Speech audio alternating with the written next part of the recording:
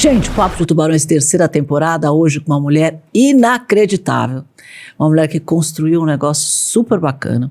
Eu venho falando bastante sobre educação aqui, né? O quanto a gente precisa mudar a educação do Brasil. E ela é um grande exemplo dessa mudança. Tive a oportunidade de, até lá, conhecer os alunos, conhecer a estrutura. E fiquei impressionada com a capacidade de transformar a vida dessas pessoas. Um jeito muito inovador, muito diferente. Então eu quis muito trazer a Maíra, que é CEO da Intel, que é uma universidade incrível. Vou deixar ela contar melhor, porque ela vai contar muito melhor que eu. Você, não esquece, já dá um like, já começa a seguir o nosso canal aqui mesmo, para você não perder todos os CEOs e founders que vêm contar suas histórias transformadoras aqui no nosso Papo de Tubarões. Maíra, que prazer ter você aqui com a gente, viu? Tava louca para você me contar um pouco da sua história. Obrigada. Você é uma pessoa muito bacana, que eu admiro muito. E eu tenho certeza que vai motivar não só todos os nossos empreendedores, que aqui a gente só tem empreendedor no nosso programa, mas também todas as mulheres que querem fazer, né? Mostrar para elas que dá para fazer, só querer, é ou não é? É isso aí, vontade de querer é muita coisa. Já é muito. Então me conta, antes de qualquer coisa, vamos contar um pouco para as pessoas quem é a Maíra. Bom, eu sou uma trabalhadora. Acho que esse é o melhor jeito de me definir. Eu sempre gostei de trabalhar. Comecei a trabalhar com 16 anos, Cris. E nunca mais parei. Então, eu morei nos Estados Unidos. Quando eu voltei, eu decidi que eu queria ter meu dinheiro, minha independência. Fui dar aula de inglês. Depois entrei na faculdade. E aí fui trabalhar com recursos humanos na companhia de talentos, onde eu fiquei por 20 anos. Comecei lá como estagiária, garota, e saí depois de cumprir um ciclo de quase 10 anos como CEO da companhia de talentos. E ali na companhia de talentos, o que eu vi? Né? Eu acho que consultoria, para quem teve uma passagem por consultoria, é muito interessante, é um lugar muito bom para começar a carreira, porque você aprende muito. É uma abrangência, né? Enorme. Você trabalha com vários setores, várias empresas, vários profissionais executivos diferentes, é uma grande sala de aula, quase como um MBA da vida real. E o que eu observei, principalmente nos últimos anos que eu estive lá, é que você vai concordar comigo, e tenho certeza que todo mundo que está nos assistindo vai concordar comigo, o mundo mudou tanto, o mercado mudou tanto. Sim. E quando eu olhava para o sistema universitário, para o ensino superior, e não só aqui no Brasil, como no mundo, estava meio que parado no mesmo lugar. Nossa, eu falo isso toda hora, tá mesmo. Né? O mercado inovou muito e o ensino superior ficou lá meio servindo de ponte entre o ensino médio e o mercado. Mas a educação como um todo, em todos os níveis, eu acho. Concordo. E então eu falei, bom, a essa altura eu já tinha minhas duas filhas, a Carolina e a Estela estavam com 8 e 9 anos. Bom, você tem filhas assim, é que esses primeiros anos a gente fica meio descabelado, achando que não vai dar conta de nada, depois a gente percebe que a gente dá conta. E aí eu achei que era o momento de fazer uma mudança de carreira. Então eu pedi demissão pra mim mesma, eu brinco, né? Porque eu era CEO da empresa, então eu conversei comigo mesma no espelho. Eu me autodemiti, eu autoaceitei minha demissão, conversei com as minhas sócias na época. Eu senti esse chamado mesmo pra trabalhar com educação e fiz uma mudança de carreira. Que eu acho que é um capítulo importante, assim, da minha vida, porque em RH eu tava, assim, vamos dizer, no auge, né? Então, assim, eu era CEO da maior consultoria de recrutamento e seleção de jovens do Brasil, já tinha publicado livro, era colunista na Globo News, super conhecida no meu meio, era referência para um monte de gente, jovens, meninas começando e tal. E aí você largar tudo isso, né? Para começar num mercado que ninguém te conhece, você não é ninguém na fila do pão, né? Eu me apresentava, as pessoas falavam, quem é você, né? Então, assim, é um exercício de você abrir mão do seu... De humildade, é muito legal. Começar do zero, eu sempre falo que é um exercício de humildade. Total. Então, para mim, foi um exercício pessoal de humildade muito importante de ser feito. Aprendi muito nesse processo. E aí, fiz uma mudança para educação. E comecei numa empresa chamada Adtalent, que é uma empresa norte-americana que tinha ativos aqui no Brasil, 3 marcas, IBMEC, uma marca no Norte e Nordeste chamada Widen e a Damásio, que faz curso preparatório para concurso público e tal. E fui lá trabalhar sem entender nada de educação, ou muito pouco. E essas pessoas que eu sou muito gratas, acho que eu falei, né, quem é a Maíra? Eu falei, eu sou trabalhadora e eu sou uma pessoa extremamente grata às oportunidades que as pessoas me dão. Então, não acho que nada cai do céu. Então, todo mundo que me dá uma chance, então a oportunidade de estar aqui, eu tenho gratidão, a oportunidade que me deram de começar em educação, eu tenho muita gratidão pelas pessoas que me contrataram naquela época. E aí fiz um ciclo lá de 2 anos de inovação, tentando trazer um pouco dessa visão de inovação para o ensino superior. E aí essa empresa foi vendida para um grande grupo educacional brasileiro que tinha uma outra visão do que fazer com esses ativos. E aí no processo de M&A, a gente pode falar mais se você quiser sobre isso, não deixa de ser um namoro, né? Sem dúvida. Rola uma paquera ali, você olha para a pessoa olha para você. E aí nessa paquera eu descobri que não era o que eu queria fazer, sem nada de errado, nenhum demérito, mas não era para onde eu queria levar a minha carreira.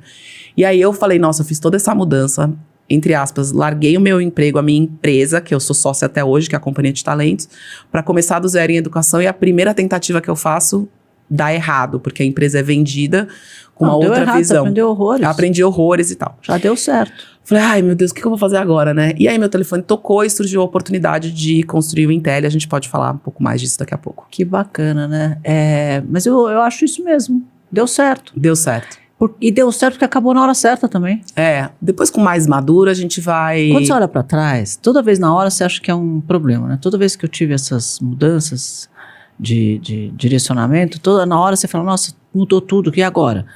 Depois quando passa e você olha pra trás, você fala assim, olha, Deus sabia exatamente o que estava fazendo, porque deu tudo certo. É verdade. Era para ter acontecido isso mesmo. É verdade. E no final, aquele ensinamento, alguma coisa tinha para te trazer, né? É isso aí. Então você aprendeu sobre educação lá, para agora aplicar na Intelli, que você está fazendo um trabalho maravilhoso. Com certeza. E aí, para finalizar a tua pergunta, assim, né, eu tive as minhas filhas em produção independente em sociedade, como eu gosto de dizer, então com o mesmo pai, mas com quem eu nunca tive um relacionamento romântico, a gente só teve filhos juntos, que foi uma decisão bem controversa na época, então... Eu falei, né, eu sou uma trabalhadora, eu sou uma pessoa grata e eu sou uma pessoa que toma risco. Então, eu gosto de tomar risco, eu não tenho medo de fazer o que nunca foi feito. E aí, por muito tempo, assim, todas as minhas amigas casaram com 20 e poucos anos, né? Eu não me casei com 20 e poucos anos.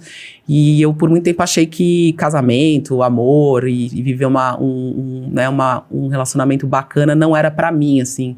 Eu até falei isso no meu casamento. Depois, com 40 anos, eu conheci o Bruno, que é meu marido, e valeu a pena esperar, né? Então, acho que tem muito a ver com empreendedorismo. Vocês têm um relacionamento maravilhoso. Muito porque a gente olha, de fora eu conheço pouco, mas as poucas vezes que a gente esteve junto, essa energia emana, assim, as pessoas que estão em volta se contaminam, é muito bacana mesmo. E às vezes a gente tem que esperar o momento certo das coisas, né? Porque é o que você falou, se não foi, não era pra ser, e quando for a hora de ser, será, né? E acho que assim, o amor romântico veio pra mim desse jeito, que é uma coisa importante na vida, pra mim. Então hoje a minha vida tá bem legal. E aí vocês têm quantos filhos? Juntos temos 5. Os meus, os seus e os nossos? Os nossos não, né? Porque... vocês não têm juntos? Não temos juntos. Ele tem os dele, quantos são? 3. 3. E você tem 2. E moram todos juntos? Todos juntos. A grande família. A grande família, assim, on steroids, né? Porque é muita gente. Mas é divertido, é muito bom. Eu sempre quis ter família grande. Meu sonho era ter 4 filhos. Eu sempre quis ter 4 filhos. Meu irmão teve 4 filhos. Eu tinha sonho de ter 4 filhos. Ele nem tinha planejado isso, teve, e eu que planejei, tive 2. E só mulheres, eu só sei fazer mulher também. Então... acho que eu também. Mas eu gosto de ter mulher. Hoje, imagino que pra você já seja assim há algum tempo. Pra mim, tá começando a ser, são amigas, né? Hoje a gente troca, eu experimento roupa, elas falam que eu tô horrorosa, eu troco e tal. A gente se diverte. Elas são críticas, né? Muito críticas, Não, isso não pode, mas foto que você pôs no Instagram não tá boa? Não, não sei o que, elas... criticam a gente. Eu adoro, porque eu aprendo, né? Porque elas vêm com outra cabeça e acabam que me ensinam mesmo. Eu não tenho problema de aprender com elas, não. Eu me divirto. Acho que no final elas mantêm a gente reciclando ideias, né? E fresca, né? Com a ideia fresca. Maria, eu tive a oportunidade de ir na universidade que você construiu e fiquei bastante impressionada, assim, com os alunos, com a forma deles pensarem e tal. Com os soft skills que você dá tanta importância, que eu percebi isso ali. Me conta um pouco sobre essa construção dessa universidade, porque ela tem um conceito bastante diferente do que a gente vê de educação por aí. É muito inovadora. E, como você disse, tem risco, porque é novo. Né? Tudo que é novo, a gente acerta, arruma, vai arrumando, né? Troca o pneu do carro andando. É isso aí. E é divertido esse processo. Então, me conta um pouco sobre isso, porque eu tenho certeza que a educação precisa mudar. Então você com certeza vai ser um bom exemplo para todo mundo que está aqui nos ouvindo. Tá ótimo. Bom, então assim, o Intelli, ele surge de um desejo dos fundadores, o Roberto Salute e o André Esteves, que são sócios do BTG Pactual, de devolver para a sociedade o sucesso que tiveram no Brasil, né? E queriam um projeto de educação e não sabiam o que exatamente. E aí, como empresários, eles observaram duas coisas. A primeira, a dificuldade de contratar talentos em tecnologia, a demanda brutal que existia para eles próprios, como banco, e para os seus clientes. E existe em geral até hoje. E até hoje cada vez mais, inclusive. Correu atrás desse gap. E ao conversar com investidores internacionais, principalmente investidores de tecnologia, perguntavam, né, assim, você gosta do Brasil? E eles respondiam, a gente adora o Brasil é um espetáculo. E aí, vai investir no Brasil? Não tem mão de obra. Investir não, porque vai ter um gargalo de talentos. Vocês não formam talentos o suficiente. Tanto que eu não sei se você viu, saiu ontem até que depois do Nubank, a primeira empresa que recebeu o investimento do Sequoia, que é um venture capital referência na área de tecnologia lá do Vale do Silício, investiu ontem pela primeira vez no Brasil, depois de tanto tempo de ter investido no Nubank. Então, realmente tem uma resistência e a principal razão não é porque não tem talento no Brasil, é porque tem pouco, né? Então, eles estavam com esse problema e decidiram, então, começar o que viria a ser o Intelli. E aí, nesse momento que eles tinham um pouco dessa ideia do que fazer, me chamaram. Aí foi a história que o meu telefone tocou. E aí, eu comecei junto com a Ana, que era gerente do projeto na época. E aí, eu lembro direitinho, e aí veio a pandemia. Nossa! Pois isso foi final de 19, a gente começou no projeto início de 20. E aí veio a pandemia, e aí eu lembro que eu liguei pro Esteves na época, falei, André, é o seguinte, se você quiser desistir, não tem problema. Mas eu preciso que você me fale, porque eu tô organizando minha vida, né? Ele falou, não, vamos em frente, o projeto nunca foi tão necessário. E começamos. Aí eu lembro direitinho da primeira reunião que eu fiz no Zoom com a Ana. A gente abriu o Zoom, eu olhei pra ela, e ela era uma garota na época. E falei, bom, a gente tem que construir uma faculdade, por onde a gente começa, né? Porque o que tinha pra fazer, Cris? Tudo. Tudo. Né? Em 2 anos a gente tinha que ter 180 alunos iniciando num prédio com toda a parte regulatória do Ministério da Educação, marca, processo, sistema, professor, currículo, vai ficar obra, enfim, tudo, né? Tudo para fazer.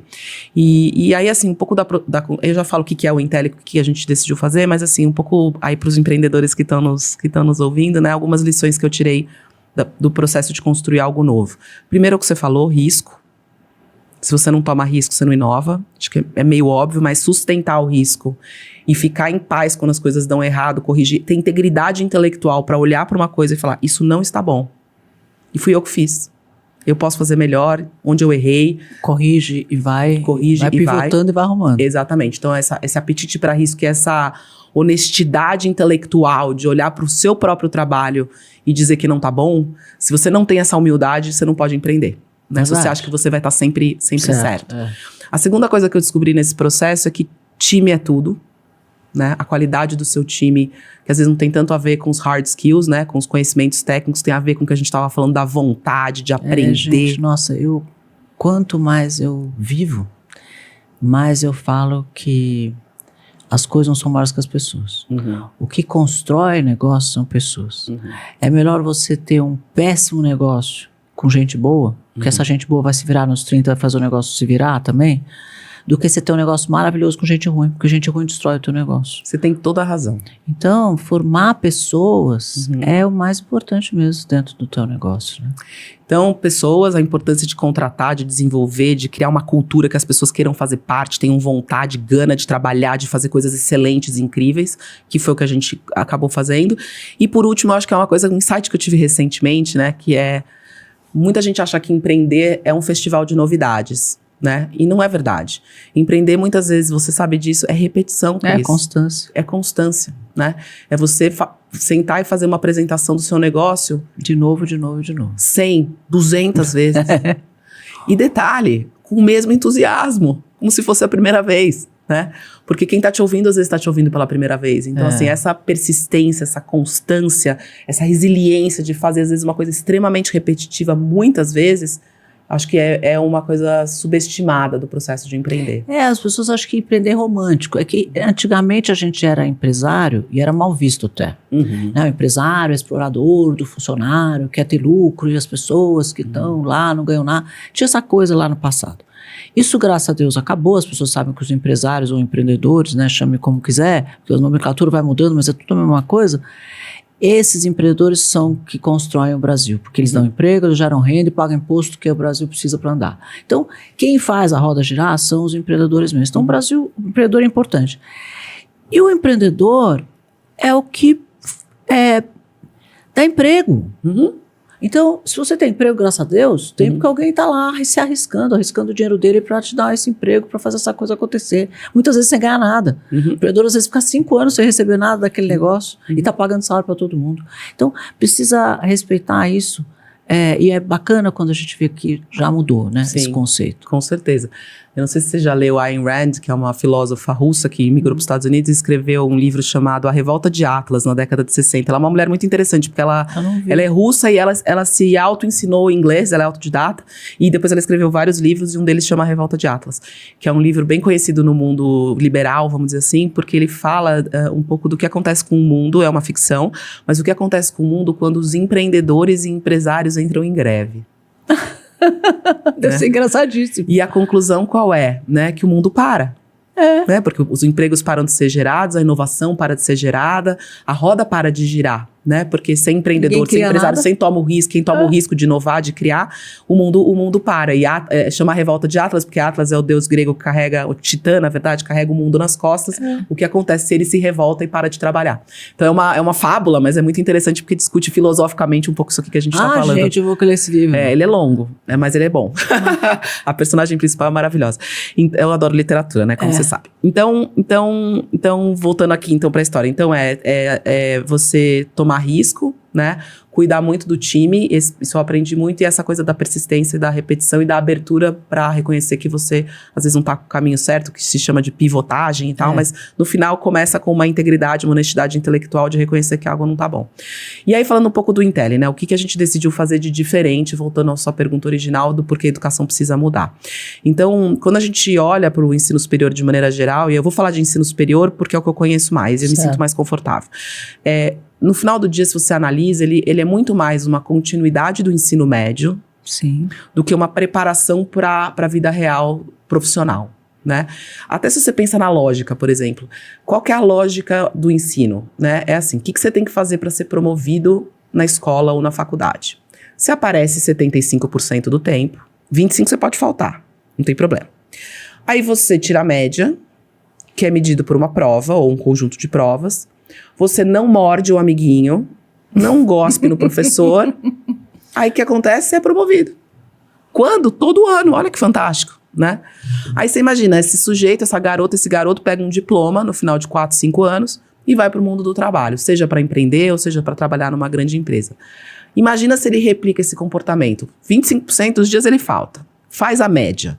Não bate no chefe e não morde o colega de trabalho, ele vai ser promovido, Cris? Não vai a lugar nenhum. Não, e nas universidades mais técnicas, como no meu caso era odontologia, tem os médicos e tal, é pior, porque às vezes tem pessoas que têm skill para ser médico ou dentista, ou advogado, sei lá, qualquer que seja, mas no caso do médico ou dentista é muito claro, e tem pessoa que não. Só que se ela tirar a média, faltar só 25% e for lá, ela se forma dentista também. Pois é. Só que ela não vai ser uma boa dentista nunca, ou médica. Entendeu? Porque tem gente que não tem essa capacidade mesmo. Exatamente. Mas conseguiu se formar. Olha o perigo disso. Exatamente. No caso de questões de técnicas, carreiras na saúde, que ainda mais, né, que lida com a vida das pessoas e tal. Seja, né? E você vê um monte de barbaridade por aí. Nossa. Então, o que a gente decidiu fazer? A gente falou, olha, a gente acredita que somente aulas teóricas, com provas que vejam se a pessoa memorizou o conhecimento, não é mais suficiente, nunca foi e cada vez menos será na sociedade do conhecimento que a gente vive, e nem tinha chat GPT na época, a IA não estava onde está hoje, não é mais suficiente. A gente precisa reinventar esse modelo de ensinar e aprender. Então, a gente adotou, nós não inventamos, mas nós adotamos o modelo de ensino por projetos. O que isso significa? Isso significa, na prática, que ao invés de cursar disciplinas, cálculo 1, estatística 2, teoria geral da administração a faculdade ensina e tal, tecnologia e engenharia. Tecnologia, engenharia e administração. Tá? Essas 3 coisas através de projetos e não ensino clássico de matérias. Isso. Só que o que a gente também percebeu? Que todo negócio virou um negócio de tecnologia. Sem dúvida. Né? Todos os negócios hoje, não importa se você está no agro, no varejo, banco... Precisa passar pelo celular e agora pela inteligência artificial. Exatamente. Isso posto, o que acontece é que tem uma fila de demandas de tecnologia nas empresas que não dá conta. Porque lembra que faltava talento, se continua faltando? Então tem uma fila de projetos para serem feitos de tecnologia. A gente falou, bom, se a gente quer ensinar por projetos e tem uma fila de projetos no mercado, por que a gente não junta uma coisa com a outra? Certo. Então esses projetos que os alunos desenvolvem são projetos de 10 semanas reais com empresas reais. Ai, que maravilhoso. Que trazem problemas reais. Então qualquer empresa pode aplicar, é gratuito para as empresas, elas aplicam com um problema que elas têm no negócio delas, e a gente conecta com o currículo, e aí 40 alunos vão se dedicar durante 10 semanas, eles vão ter aula, eles vão estudar, eles vão materializar aqueles conhecimentos na execução desse projeto e vão entregar protótipos funcionais de aplicativos para celular, aplicativos para o computador, soluções de internet das coisas, modelos preditivos, análise de dados e por aí vai, para esses parceiros de mercado. Então a gente já entregou mais de 500 protótipos para 90 empresas diferentes que trabalham com a gente em parceria. E aí o aluno e a aluna, o que eles aprendem? Como a vida real funciona. E a administração vem permeando tudo isso. Exatamente. E a administração vem permeando tudo isso. Porque como é que você vai resolver um problema se você não entende qual é o problema? Ou se você não tem gestão, não tem diagnóstico, não tem plano de negócio, não tem plano de ação, não vai funcionar. Você precisa de um plano financeiro, tudo isso faz parte e vai permeando tudo isso. Exatamente. Maravilhoso. Então é assim que funciona. E aí os resultados, a gente agora esse ano a gente forma a primeira turma, né? Falo que eu já tô que nem quando eu ia ver minhas filhinhas dançando no balé, sabe? Eu fico super emocionada, assim, de ver os alunos se formando. E aí agora, no último ano, muito legal, uma coisa que a gente fez de diferente também, o último ano a gente criou 3 trilhas para os alunos escolherem entre elas. A trilha acadêmica, para quem quer ser pesquisador, professor, a trilha corporativa, para quem quer trabalhar numa grande empresa, e a trilha empreendedora. E ontem a gente lançou o nosso centro de empreendedorismo, que bom. Onde eles vão ter acesso a mentores, investidores, potenciais investidores. Vou te chamar, com certeza. Investidores, mentores, para apresentar os seus projetos e desenvolver os seus projetos empreendedores. Curiosamente, 72 alunos, ou seja, 60% dos alunos que vão se formar escolheram a trilha empreendedora. Se vê. E a gente tem uma expectativa ali de ter 40 iniciativas empreendedoras que virem potenciais startups ao final desse ano. Olha, eu acompanhei uma outra universidade de um grande amigo meu que chama Álvaro Chocair. Você conhece o Álvaro? O Álvaro é maravilhoso. E ele formou a Link, e eu fui na obra, quando ele estava fazendo a obra, sentei com ele no meio da obra, os dois de capacete numa mesa de madeira. Ele falou, Cris, eu tô fazendo esse negócio aqui, me conta o que você acha. A gente começou a conversar sobre o conceito, né? Sim. E ele ficou me contando o conceito que ele estava fazendo, a gente batendo papo. Então já era uma coisa assim prática uma universidade de empreendedorismo, como empreender. E é muito necessário isso, porque as pessoas querem mesmo empreender. Você vê, 60% querem empreender. Pois é. E eu falo assim, né, eu conheço bem o Álvaro, conheço bem a proposta da Link, e eu falo assim, toda iniciativa que quer mudar a educação, eu celebro. É bárbaro. E ele, sabe que legal, que agora acho que vai ser o próximo passo para você? Ele tem um órgão de investimento nas empresas que se formam ali, para esses empreendedores que estão lá, que formaram seus próprios projetos. E sai um monte de coisa de lá de dentro, muito legal. Imagino. Muito legal. Então acho que tem muito espaço, né, para inovar, para fazer diferente. Se você tiver gente séria à frente dos projetos, gente que se preocupa em estudar, fazer as coisas direito, eu acho que dá para fazer muita coisa diferente, sim.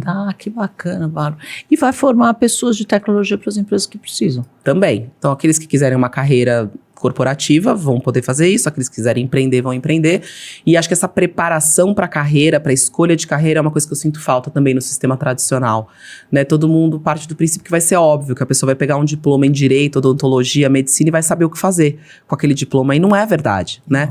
A gente estava falando agora há pouco, a gente estava conversando ali fora, você estava falando das médicas que te procuram. Porque elas se formam com conhecimento técnico de medicina. E aí, sei lá, vira cirurgiã plástica, vira um dermatologista, endócrino, sei lá. E aí vai abrir o consultório. O que eu tenho que fazer? Como é que eu contrato? Como é que pago o imposto? Como é que faz a aplicação do dinheiro? Quanto que eu cobro? Como é que eu faço precificação do meu produto, do meu negócio, do meu tratamento, do meu serviço? Que é mais difícil fazer precificação de serviço do que é de produto. Então, como é que faz a precificação, de onde eu aplico o dinheiro?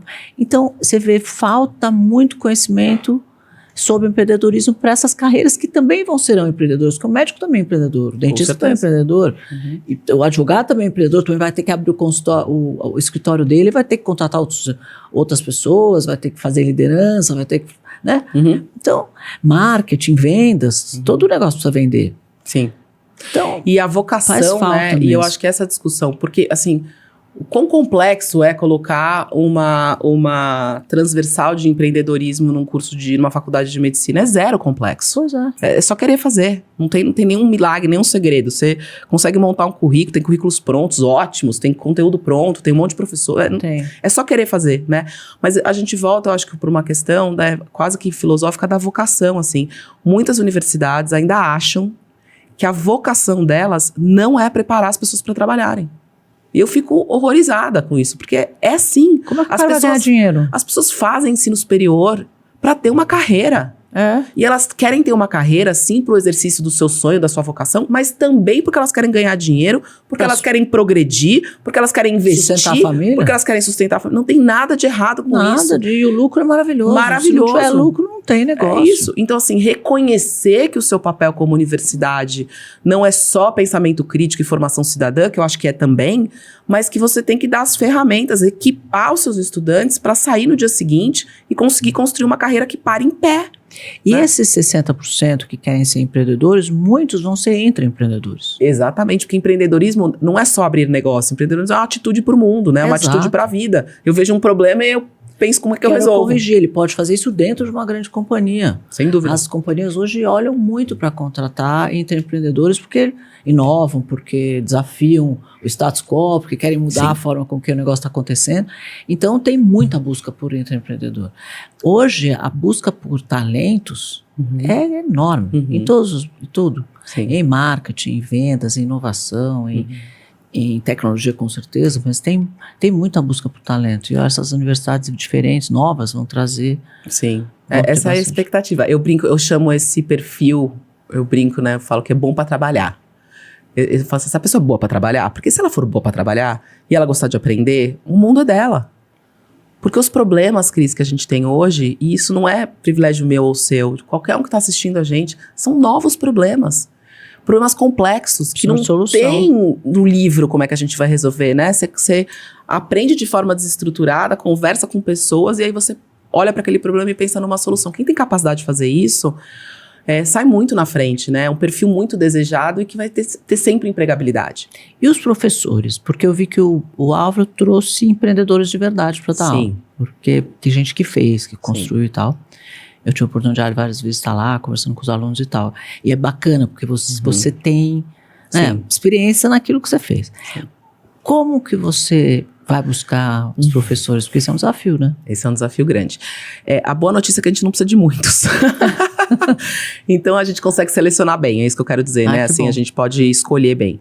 Então, basicamente, assim, aí eu não sei se é felizmente ou infelizmente, acho que tem prós e contras, a exigência regulatória é que os professores tenham mestrado ou doutorado. Então, isso é uma exigência que a gente tem que cumprir. Muitas vezes, isso significa um monte de coisas muito positivas e às vezes é irrelevante. Mas o fato é que a gente precisa cumprir a exigência regulatória. Então, isso é higiênico, vamos dizer. Tem que ter mestrado ou tem que ter doutorado. Depois a gente vai buscar professores que tenham duas características que são meio sui generis. A primeira é que tem que gostar de aluno. Gostar de gente. Porque se não gosta de aluno, não dá certo no nosso modelo. O nosso modelo é muito horizontal. Ou ele tem que construir com óbvio, o aluno. Né? Não é óbvio, mas não é. Parece óbvio. Eu pergunto, você gosta de aluno? Gosto. Então, não, mas você gosta mesmo? Me dá uns exemplos aí que você gosta de aluno, né? Porque assim, se o professor gosta de pesquisar, por exemplo, e de novo, tem nada de errado com isso. E ele acha que dar aula é uma obrigação que ele tem para poder pesquisar, lá não é o lugar para ele. Tem lugar para ele no mundo lá fora, só não é no Intelli, né?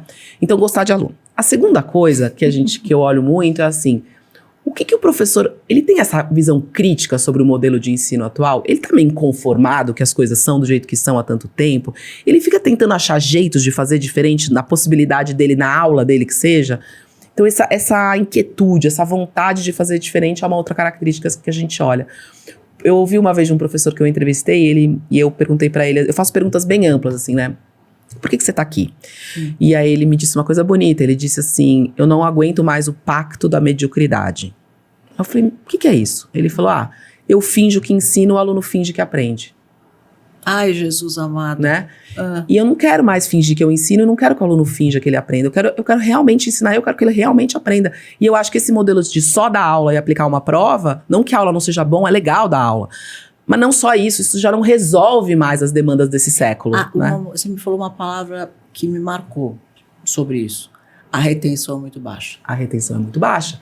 Porque o adulto, assim, é diferente da criança, por isso que a educação básica é um pouco diferente, porque a gente, não sei se você já ouviu essa expressão que a gente usa coloquialmente, as crianças são esponjas. Né? Tudo que você ensina, a criança aprende, porque o cérebro dela está em construção. Isso a neurociência explica, então ela aprende tudo mesmo. O adulto não é assim. O adulto aprende quando ele vê função e utilidade. Então, quando ele entende. Para que aquilo serve? Então, quando você precisa aprender a fazer uma coisa, você vai fazer uma coisa pela primeira vez. Não sei qual foi a última vez que você fez uma coisa pela primeira vez. Várias. Todo ano eu faço. Exatamente. Então, porque é o jeito de exercitar meu cérebro. Exatamente. Agora eu comecei a aprender piano. Exatamente. E vou te falar, é difícil pra caramba, viu? Posso acreditar. Igual eu com francês, menina. Tô apanhando da professora de francês todo dia. Jesus, minha aula de piano, que eu falo, não, mas eu vou parar, não é possível, eu não vou conseguir. Agora, você concorda que partiu de uma decisão sua? Você decidiu. Vou fazer esse negócio. Vou fazer esse negócio, vou tentar, eu vou, né? Por quê? Porque deve ter alguma função e utilidade na sua vida. Eu acho bonito, eu quero tocar em casa, eu gosto de música. Eu gosto de música e acho que é uma coisa que vai me obrigar a pensar naquilo e vai me tirar a cabeça do trabalho. Sim. Vai ser um momento de desconexão quando eu chego em casa do trabalho, sabe? Sei. Porque senão, como o WhatsApp te acompanha, muitas vezes, quando você vê 1h da manhã, você está trabalhando ainda. É verdade. A gente que gosta de trabalhar. Eu tenho 40 grupos, 50 grupos falando. E o dia inteiro. E a pessoa fala pra você ver no dia seguinte, mas você acaba vendo naquele dia mesmo. Ou então eu deixei um monte de grupo sem abrir, aí vou dormir com a porta do armário aberta, não vou terminar o que eu tenho que fazer. Então, quando eu vejo, às vezes eu invadi muito do meu horário, da minha vida, trabalhando. Eu preciso criar uma nota de corte para isso. Eu fiquei pensando, como eu vou fazer isso? Bom, esporte eu faço de manhã, não dá para ser, porque se eu fizer esporte à noite eu não vou dormir. Vou dormir 3 da manhã, porque endorfina, serotonina, não vou conseguir dormir. Tá, então esporte fora. O que eu vou fazer? Aí minha filha falou, mãe, eu tô pintando cedo. Eu falei, não vou aguentar pintar cedo. E com um monte de mulher pintando cedo, não combina comigo esse negócio, vou ficar falando do quê? Não dá. Eu preciso fazer outra coisa. Então o que eu vou fazer? Aí eu comecei a estudar. Eu falei, quer saber, eu gosto do quê? Você tem que ser uma coisa que você gosta. Eu gosto de música. Então eu comprei uma mesa de DJ e comprei o piano. Aí eu falei, eu vou tocar piano, e vou aprender piano e vou tocar DJ lá, vou aprender DJ, porque depois eu aprendi que a mesa de DJ é um instrumento. Sim. Faz 500 coisas. Aí eu falei, tá bom, eu vou aprender as 2 coisas. Aí marquei um professor de piano, um professor de DJ, um dia eu faço aula de piano, um dia eu faço aula de DJ, tô mexendo nos ombros, ver qual que eu vou me dar melhor. E aí eu tô me divertindo e tem essa nota de corte no meio do no meu dia lá. E deu certo, então... Mas você entende que é muito interessante seu exemplo, porque você entende que partiu de uma necessidade sua? Uma dor, tudo começa com uma dor. Né? O adulto aprende assim. O adulto aprende a partir de uma necessidade. Ele entende que ele precisa aprender algo, por qualquer razão que seja. Então eu e o Bruno decidimos que a gente vai se aposentar na França. O Bruno já fala francês, eu não sei nem falar au revoir, então agora eu tô fazendo aula de francês. É difícil pra caramba, Cris, só que eu tenho uma função e utilidade aqui na minha vida, eu tenho um objetivo atrelado aqui. Então eu tô aprendendo porque vai ser útil pra mim. Se não tiver objetivo, eu não consigo fazer. Você acha que eu vou conseguir aprender russo essa altura do campeonato? Agora, talvez se eu fosse criança e eu estivesse na escola e alguém estivesse falando russo comigo, como todas as criancinhas russas aprendem, só de ouvir elas aprendem. Hoje, se eu ficar 1 ano na França só ouvindo francês, eu não vou aprender.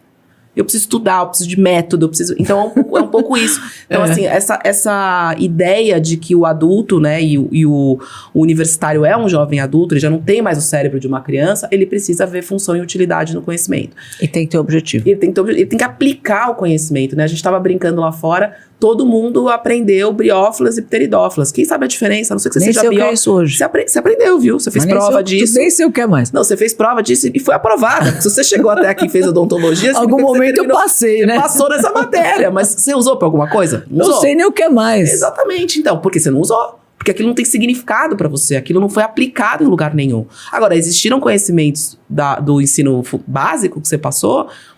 quer ver alguma coisa que eu tenho absoluta certeza que você sabe? Regra de 3. Sei, porque eu uso pra caramba. Exatamente. Verdade, uso até hoje. Agora, minha raiz quadrada nem sei mais como faz. Então, por que você sabe regra de 3? E qualquer um sabe regra de 3. Porque é útil pra caramba. Você usa todo dia na sua vida. Né? Então, essa função e utilidade, eu acho que é uma coisa importante também do ensino superior refletir. Né? Qual é a função e utilidade? Como é que eu gero esse significado para que o aluno aprenda? Podia ter aprendido na escola matemática financeira, usar a máquina da HP financeira, olha só. Até, por exemplo, assim, o mínimo de direito, né? Porque assim, tem que aprender o mínimo de direito. A gente, assim, é aquela coisa, não saber uma lei não é desculpa para não cumpri-la. Então, às vezes você está descumprindo leis que você nem conhece.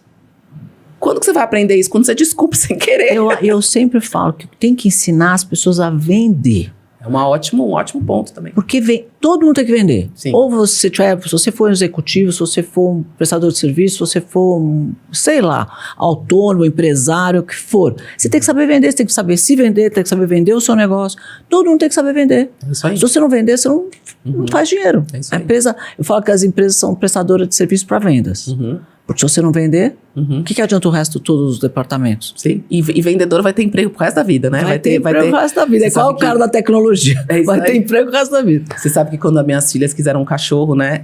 Eu falei, então tá bom, faz uma apresentação pra mim dos prós, vende pra mim a ideia, né? Aí elas montaram um PowerPoint pra mim, com fotos, com argumentos. E a apresentação ficou tão boa que eu comprei o cachorro. Venderam. Me venderam, né? Vai falar, aprenderam a vender. E agora, quando elas querem alguma coisa, elas vão lá e montam uma argumentação. Às vezes elas fazem apresentações e tal, lá pra vender a ideia delas. Eu acho que a gente também acha que às vezes comete um erro, né? De achar que toda a educação virá da escola. E muita da educação vem de casa também, né? A gente também pode provocar os nossos filhos, nossos sobrinhos, Sem dúvida, não dá pra terceirizar, não. Não dá pra terceirizar tudo, né? Uma parte, tudo bem, você paga pra isso, ou vai na escola pública, outra parte a gente tem que fazer e inspirar, né? Tenho certeza que suas filhas se inspiram em você. Apesar de nos criticarem, elas se inspiram na gente. Não, mas eu acho que você ensina valores, o que é importante e tal, e vai ensinar que precisa trabalhar, e vai ensinar que é importante você ter o teu negócio, vai ensinar que você, né? E elas hoje, as duas são empreendedoras, entendeu? Porque não tinha como. Nenhuma das duas queria trabalhar comigo. Eu falei, tá bom, não precisa. Tudo bem. Foi. Uma abriu uma clínica de estética, chama Arcangeli, ela toca a clínica muito bem, a clínica vai muito bem, é maravilhoso, tem um monte de inovação, faz coisas que só essa clínica faz. Precisa ir lá, então. Olha, vou te contar, é bárbaro. Legal, não, mas sinceramente, é muito legal o trabalho da clínica Arcangeli, bem legal, assim, é uma clínica de emagrecimento, mas é muito legal. E a outra trouxe esse negócio de tecnologia de impermeabilização, que também é um produto de impermeabilização de nanotecnologia bem bacana. Então, eu e as duas eu fiz arquitetura, mas está trabalhando com empreendedorismo, e a outra também fez administração e está lá trabalhando com empreendedorismo. No final, as duas viraram empreendedoras, porque não tem como. Viram eu fazer isso a vida inteira. Tem. É exemplo também, né? Eu acho que a gente educa por exemplo. E também eu acho que isso vale para os empreendedores, né, que estão nos ouvindo, nos assistindo, que é assim, com quem você convive. Isso é muito importante, assim. A qualidade das conversas que você tem, que tipo de insights você está sendo provocado a pensar, porque a gente vai virando mesmo, né? Fruto do ambiente. Fruto do ambiente. Então, assim, você tem que estar nos espaços onde tem gente te provocando no bom sentido, gente te ensinando coisas e... Meu pai dizia uma coisa, meu pai italiano era ótimo, ele falava assim, quero que você sempre tenha o primeiro andar do prédio. Isso que você saiba menos que todo mundo que está onde você está. Porque aí você aprende. Não adianta você ser o cara da cobertura que está ensinando. Você quer ser do primeiro andar para você aprender com todo mundo que está em cima de você. E é isso. Você está perto de pessoas que te ensinam todos os dias. Não venha naquela zona de conforto que teus vizinhos são pior que você, que tanto faz. Porque você vai se revelando por baixo, né? E não por cima. E se você estiver convivendo com gente que todo mundo que quebrou, você vai quebrar. E se você estiver convivendo com todo mundo que ficou milionário, você vai ficar milionário também. Sim. Com quem você convive? Quem é o teu network? Faz muita diferença. Aonde você está? Onde teus filhos estão? Com quem eles convivem? É com quem eles vão namorar, casar, ser amigos pro resto da vida. É isso aí. Então, a responsabilidade dos pais realmente é criar um ambiente próspero para que essas crianças sejam prósperas. Seja lá no que for. Exatamente, né? não importa. Tecnologia, literatura, empreendedorismo, o que for, mas que seja próspero, né? Esporte. Que se dedique, né, Cris? Minhas filhas fazem esporte, porque eu sempre fiz esporte. Elas se espelham. E elas aprendem através do esporte. O esporte é uma guia muito importante na vida da pessoa. Então, eu acho que tudo isso vem da educação da família, que não dá para terceirizar para a escola, não. Não dá mesmo. E assim, tem uma outra versão da fala do seu pai que eu adorei. Vou citá-lo também. Que diz que se você é sempre a pessoa mais inteligente da sala, você tá na sala errada.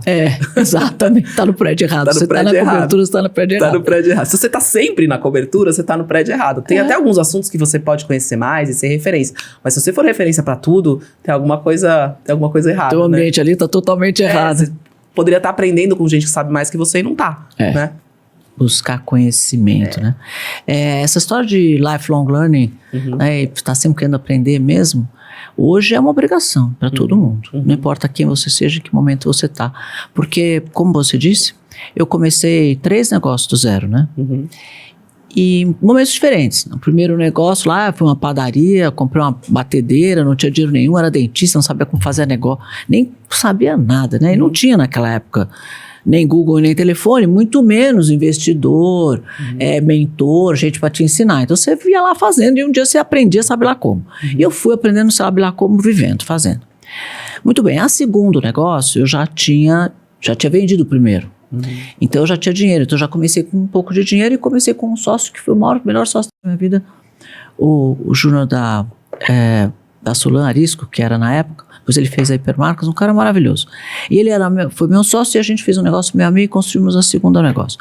Mas não importa se era shampoo, não importa se eu tinha sócio, não importa se eu já tinha dinheiro. Quando você recomeça lá do zero. É isso aí. Tem uma curva de aprendizagem desse negócio novo, que você vai ter que passar para chegar lá de novo, entendeu? Quer dizer, construir.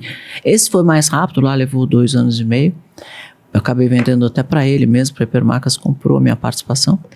E o negócio cresceu muito, foi super legal. Então, toda vez que você começa um negócio novo, você tem que ter esse exercício da humildade de começar do zero. Não importa em que momento da carreira ou da vida você tiver, sempre vai ser um começar de novo. Você sabe que tem uma história que acho que eu nunca te contei. Quando você lançou a Fitoervas, eu achei o produto espetacular, né? Eu era adolescente, eu achei aquilo incrível, né? E aí eu lembro que logo que eu comecei a trabalhar, mas minha mãe não tinha grana pra eu gastar no que eu quisesse, né? Então eu tinha que fazer escolhas. E meus pais, né? E aí eu comecei a trabalhar com 16 anos, como eu falei, e uma das coisas que eu comprava com meu salário de professora de inglês era shampoo. Fala sério. De camomila. Que eu adorava o cheiro e eu queria que o cabelo clareasse, então eu comprava e eu era sua cliente. Olha só. E curiosamente, hoje a minha filha Carol, ela também é cliente dela, é o shampoo que ela usa, né, que ela adora. Até hoje. Aí eu falei pra ela que eu usava quando eu tinha a idade dela, e aí ela quis comprar e tal. E aí ela sempre, enfim, já tá lá. Você vê como é que cheiroso esse shampoo. Como é que é a vida, né? A gente vai impactando a vida. Outro dia eu conheci um empreendedor fantástico, que é o Jorge Nicole. Você lembra das camas Jorge Nicole? Lembro. Lembra que eram umas camas de ferro, naquela época que fazia propaganda. Eu tinha um sonho de ter aquela cama e não tinha dinheiro na época. E aí, enfim, a Lisandra Souto fazia propaganda, né, na novela, muito antigo, né? E aí outro dia eu fui num evento e conheci o Jorge Nicole. Eu fiquei que nem uma tiete fã, assim, porque ele faz um trabalho filantrópico maravilhoso hoje em dia. Mas é isso, né? Você tá nesses ambientes que você conhece as pessoas que você um dia se inspirou, que você olha e fala, pô, um dia eu quero ser que nem ela, e você poder ser isso pra alguém, né? Então, eu acho que uma coisa que a gente desenvolve muito no Intel e que é essa coisa do networking, assim, eu acho que não pode ser subestimado a importância dos seus contatos, porque tudo que aconteceu de bom na minha vida, Cris, veio das pessoas que me conheciam e que eu conhecia, né? E aí as pessoas me perguntam às vezes, você é super boa de networking, você conhece todo mundo, como é que você faz isso? Aí eu falo assim, primeiro você oferece. Doação. Network é doação. Pra um dia você... todo mundo que me liga e pede alguma coisa, eu faço. Você é uma pessoa muito generosa. Eu ajudo. Não existe pessoa que faça network bom se não tiver generosidade. É verdade. Porque o network começa com a doação. Eu vou doar. Um dia eu te ligo para Maíra, tô precisando. Fala, é hoje, aonde? Que horas? Tô indo. É isso aí. Não vai pensar 2 vezes. É isso aí. Porque eu fiz um monte de coisa para você antes. As pessoas acham que network é tirar a mão do telefone e ligar e falar, por favor, você pode me dar o telefone da Paula? Não é isso. Escuta, Maíra, você pode fazer isso. Uma hora você fala assim, mas que mala. Que essa Cristiana fica me ligando toda hora pedindo coisa. Isso não é network. Não. Network é doação. E quem não entende isso não faz um bom network.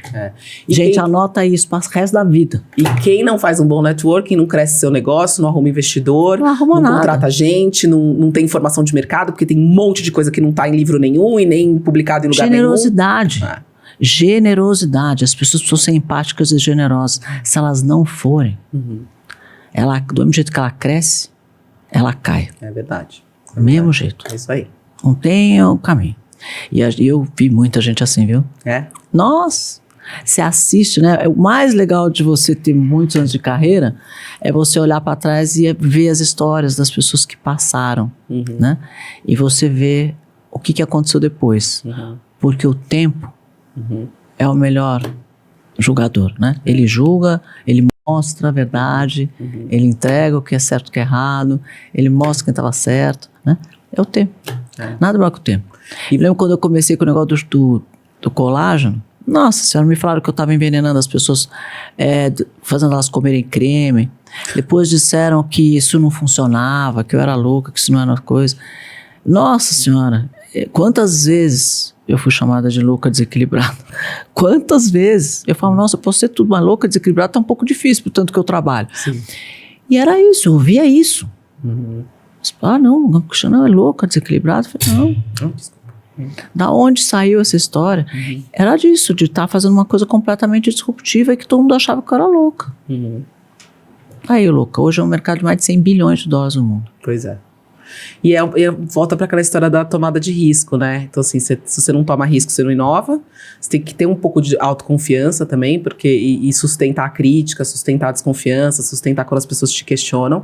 E quantas vezes, assim, eu outro dia mesmo gravei um podcast, nossa, foi um caos, porque eu fui um pouco mais ousada no que eu falei, que eu realmente acho isso. Acho que, assim, todas as universidades que não entenderem o que é essa era de AI, que tá vindo por aí, tá chegando, elas correm sim o risco de ficarem obsoletas. Mas não é só a universidade não, querida. E é aí, qualquer um. Foi um menino... Se a dona de casa não entender do que é AI, se o bar da esquina não entender o que é AI, se ninguém... Você vai ficar fora do mercado de alguma forma. Agora, se você é produtora e disseminadora, vamos chamar assim, de conhecimento, que é o que a universidade faz, ela produz e dissemina conhecimento em forma de cursos, enfim, informações. Assim, se a AI, a principal disrupção que ela causa é na produção de conhecimento... e de conteúdo, de maneira geral... Quem não estiver lá vai estar... Né? É a mesma coisa que você falar, eu sou uma produtora de música e tô nem aí pra esse tema de AI. Tem um problema, né? Você corre o risco de... Se você eu não quero nem saber disso, não quero aprender sobre isso. Assim, eu sou da moda antiga. É isso, né? Outro dia eu tava conversando vai ficar fora do mercado. Eu tava conversando com uma amiga que tava falando, né? Que tava numa conversa e uma pessoa virou pra ela e falou assim, eu sou velho, não entendo desse negócio de tecnologia, também não quero aprender porque eu sou velho. Aí ela virou pra pessoa e falou assim, deixa eu fazer uma pergunta, você pretende morrer? Aí agora? A pessoa respondeu, sim, claro, pretendo morrer um dia. Nos próximos 10 anos? Não, nos próximos 10 anos não. Então melhore. Então aprenda, você vai morrer ano que vem. Aprenda, porque você não é mais uma desculpa. Você não pode falar, eu quero fazer um monte de piada ofensiva e tudo bem. Não dá mais, assim, o tempo mudou, né? E acho que essa é uma coisa também importante, né, Cris? Assim, eu acho que não tem nada mais triste que uma pessoa que ainda quer ser ativa, seja como empreendedora, como executiva, não importa, que ela não entende o tempo que ela vive. Que ela tá deslocada do tempo, assim, ela não consegue olhar ao redor e falar que espírito é esse desse tempo que eu preciso compreender, né? Essa palavra que eu acho muito... ela é sintética, ela fala, o Zeitgeist, que é o espírito do tempo. Todo tempo tem um espírito. E a gente precisa, como empreendedores, como executivos, entender o espírito desse tempo. Melhor, antecipar. Melhor ainda, se conseguir antecipar. O meu maior barato é estudar futurismo e buscar tendência. E eu falo que quem conseguir descobrir ou antecipar o que vai acontecer nos próximos 5 anos, vai ficar milionário. Sim. Porque você antecipa. Imagina, o cara que criou o fax, achou que já estava, nossa, com a bola toda. Hoje em dia o WhatsApp engoliu o fax. Cadê o fax? Ninguém mais tem fax. Ninguém nem sabe o que é, né? Mas... Cadê o cara que fez o BlackBerry? Achou que estava com a bola toda. Veio o iPhone e engoliu o cara. E a gente vai ver isso 50 milhões. Quantos você vê isso todos os dias? É isso aí. Então, ou você olha lá para frente, ou, por exemplo, o carro elétrico. Não, porque é futuro, carro elétrico. Hoje em dia você está se discutindo se o carro elétrico é o futuro mesmo. Ou se o carro de hidrogênio não vai substituir o carro elétrico. Então, tudo que se criou, todas as fábricas de bateria, toda a estrutura de abastecimento, recarga desses carros, isso aí pode virar tudo obsoleto daqui a 2, 3 anos, 4 anos. Sim. Se o carro de hidrogênio superar. Sim. Você entende, assim? Não dá pra você sentar e falar, eu tô na bola da vez. E não fazer mais nada. Não preciso fazer mais nada na minha vida. Se o cara sentar... Isso não existe. Outro dia eu comecei a ouvir a discussão do Elon Musk falando que ia fazer um telefone celular. E que o telefone celular dele ia se ligar na Starlink. Falei, tá bom. Então, ele vai ter um celular que ele liga na Starlink, a internet é de graça, ele vai acabar com todas as telefonias e todas as empresas celulares do mundo. Em tese, sim. E aí? E aí diz que a Apple correu lá nele para falar, não, peraí, vamos fazer comigo. A gente faz o telefone da Apple ligado. Falei, então tá bom, não vai acabar a Apple, mas vai acabar todos os vivos da vida e todas as outras telefones. E se você pensar, realmente é mais inteligente, Porque para você ter telefonia, você tem que ter cabo, tem que ter modem, tem que ter torre, transmissora. Acabar tudo isso, gata. E um belo dia eu vou te ligar e falar, você ainda tem modem na sua casa? Eu tenho um guardado de recordação. Igual a gente tinha videocassete, DVD. Pois é, amiga. É isso. E assim, né? Alguém toma uma decisão, toma um risco, desenvolve. No satélite, teu internet acabou o problema. Você tem internet em qualquer lugar do mundo. Acabou o sinal. 5G, 4G, 3G, 18G, pra quê? Tá lá ligado direto no Starlink. Entende? Assim, e aí você fala assim, vou investir numa empresa de telefonia? Não. Né? Então, se você antecipar o que vai estar acontecendo, estudar o que vai vir pela frente, eu sei lá se vai acontecer ou não, mas ninguém sabe, né?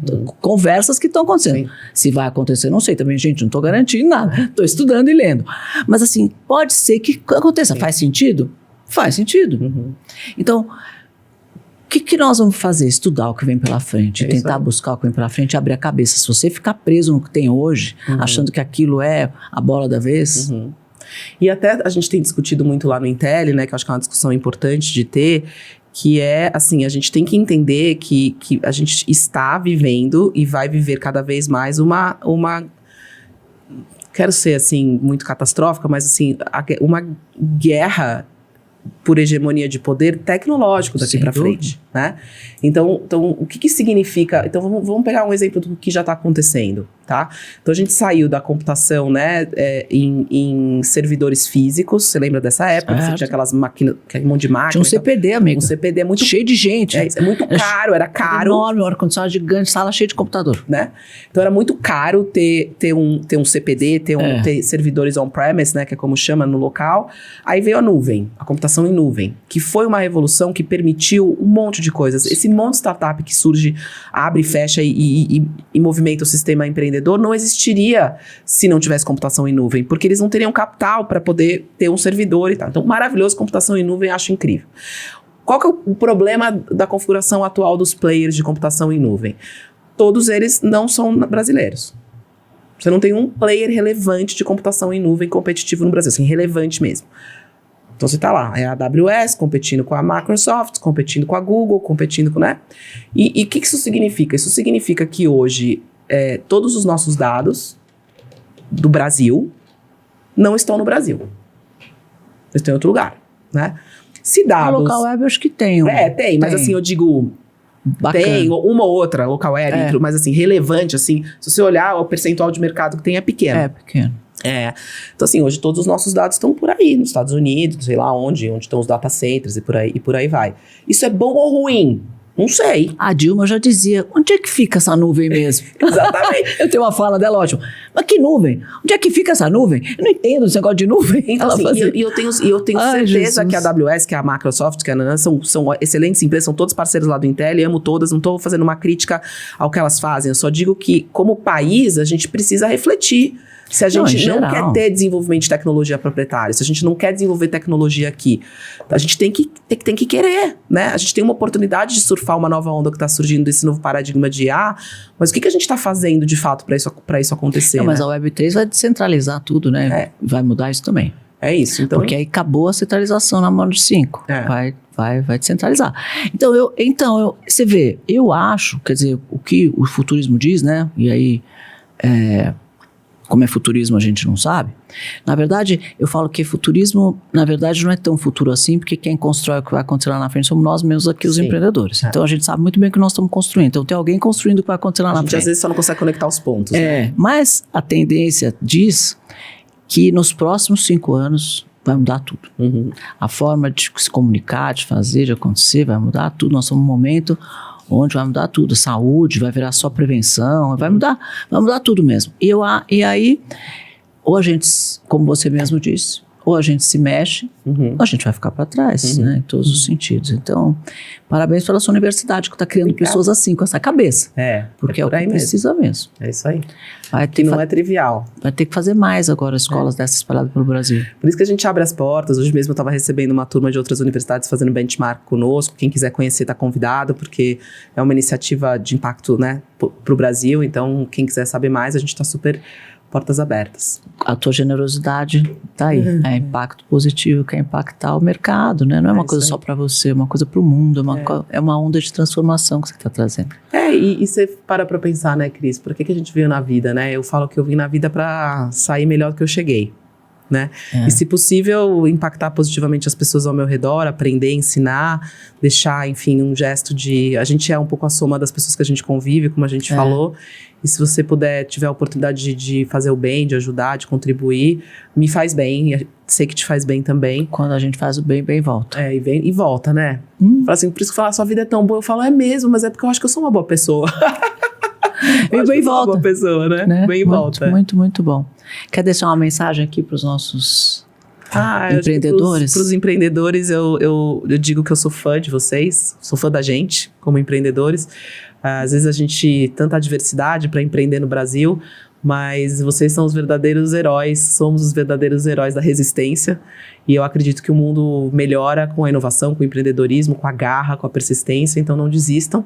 E espero que a gente possa ter contribuído aqui de alguma forma para o teu negócio, para a construção da tua referência empreendedora. Muito obrigada, viu, pela sua presença aqui. Eu amei bater papo com você. Foi ótimo. Você vai fazer aniversário daqui a pouco, né? É sexta-feira, dia 14. Você é pisciana? Eu também tenho esse defeito. Sou 18. Sorte é nossa. É legal pisciano, né? A gente é mais sensível, intuitivo, né? Mas é bom para empreender. É bom. Né? Porque a gente... Vê o que ninguém tá vendo. Intuição, né? Que coisa. Tem gente que não acredita em intuição. Eu acredito muito em intuição. Muito. Eu, às vezes me perguntava assim, mas assim, na Fitoeros, né, eles tinham vários perfumes, né, também vários cheiros de coisas para tirar, para escolher o perfume daquele shampoo, daquele negócio. Eu falava, é esse. Só como é que você sabe? Eu falei, não sei.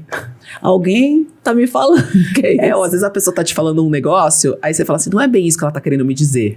Né? Ela tá falando isso, mas o que ela tá querendo dizer é aquilo, né? Essa percepção. E eu não acho que é só intuição, é percepção mesmo. Delicioso. Gente, olha, esse episódio com certeza trouxe um monte de ensinamentos para vocês. Compartilhem para quem você tem certeza que vai precisar ver esse conteúdo para mudar o seu negócio e aprender com a Maíra, que deixou bastante ensinamento aqui pra gente. Vale a pena conhecer a universidade, a Intel é incrível, vale a pena para quem está nesse mercado de educação conhecer, eu amei ter conhecido. E olha, não deixa de seguir o nosso canal, de dar um like nesse vídeo e de compartilhar com seus amigos. Obrigado pela presença. Obrigada, querida. Obrigado pela presença de vocês e até a próxima.